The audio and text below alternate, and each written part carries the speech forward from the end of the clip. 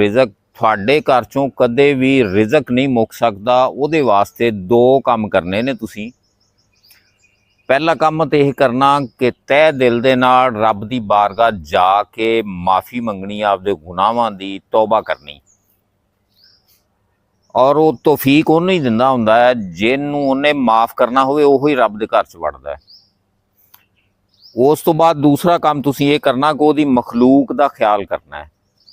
ਮਖਲੂਕ ਦਾ ਖਿਆਲ ਇਸ ਤਰ੍ਹਾਂ ਕਰਨਾ ਹੈ ਕਿ ਸੁਬਹ ਨੂੰ ਉੱਠਣਾ ਹੈ, ਨਮਾਜ਼ ਨਮੂਜ਼ ਪੜ੍ਹ ਕੇ ਘਰ ਛੋਟਾ ਮੋਟਾ ਕੋਈ ਦਾਣੇ ਹੋ ਗਏ, ਦਾਲ ਹੋ ਗਈ, ਹੋਰ ਕੋਈ ਚੀਜ਼ ਇੱਦਾਂ ਨਿੱਕੀ ਮੋਟੀ, ਰੋਟੀਆਂ ਦੀਆਂ ਬੁਰਕੀਆਂ ਭੋਰੇ ਕਰ ਲੈ, ਕੀੜਿਆਂ ਦੇ ਭੌਂ ਦੇ ਉੱਤੇ ਨਾਲੇ ਸੈਰ ਕਰ ਲਈ, ਨਾਲੇ ਕੀੜਿਆਂ ਦਾ ਭੌਂ ਦੇ ਕੇ ਉਹਦੇ ਉੱਤੇ ਸਿੱਟਿਆਂ ਤੇ ਕੁਝ ਜਾਨਵਰਾਂ ਨੂੰ ਪਾਤੇ, ਚਿੜੀਆਂ ਚੁੜੀਆਂ ਨੂੰ ਸਿੱਟ ਦੇ, ਕੁਛ ਛੱਤ ਦੇ ਉੱਤੇ ਸਿੱਟ ਤੇ, ਕਾਂ ਕੂੰ ਖਾ ਗਏ।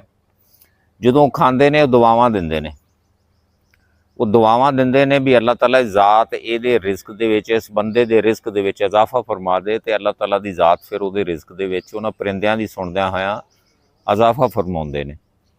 ਇਸ ਵਾਸਤੇ ਜਿਹੜਾ ਹੈਗਾ ਕਦੇ ਵੀ ਉਸ ਬੰਦੇ ਦਾ ਰਿਜ਼ਕ ਨਹੀਂ ਘਟ ਸਕਦਾ ਜਿਹੜਾ ਆਪਦੇ ਰਿਜ਼ਕ ਦੇ ਵਿੱਚੋਂ ਰੱਬ ਦੀ ਮਖਲੂਕ ਦੇ ਉੱਤੇ ਖਰਚ ਕਰਦਾ ਹੈ। ਇਹ ਦੋ ਗੱਲਾਂ ਸਨ ਮੇਰੀਆਂ। ਅੱਲਾਹ ਤਾਲਾ ਜ਼ਾਤ ਤੁਹਾਨੂੰ ਆਪਦੇ ਹਿਫਜ਼ੋ ਮਾਨ 'ਚ ਰੱਖੇ, ਅਮਲ ਕਰਨ ਦੀ ਤੌਫੀਕ ਦੇਵੇ। ਇਹਨੂੰ ਅੱਗੇ ਸ਼ੇਅਰ ਕਰ ਦਿਆ ਜੇ। ਮੇਰੇ YouTube ਤੇ ਚੈਨਲ ਪੰਜਾਬੀ ਡੇਰਾ 1 ਨੂੰ ਜਿਹੜਾ ਹੈਗਾ ਲਾਈਕ ਕਰ ਲਿਆ ਜੇ, ਸਬਸਕ੍ਰਾਈਬ ਕਰ ਲਿਆ ਜੇ। ਅੱਲਾਹ ਖੁਸ਼ ਰੱਖੇ, ਆਬਾਦ ਰੱਖੇ, ਹੱਸਦੇ ਵਸਦੇ ਰਹੋ। ਅੱਲਾਹ ਹਾਫਿਜ਼।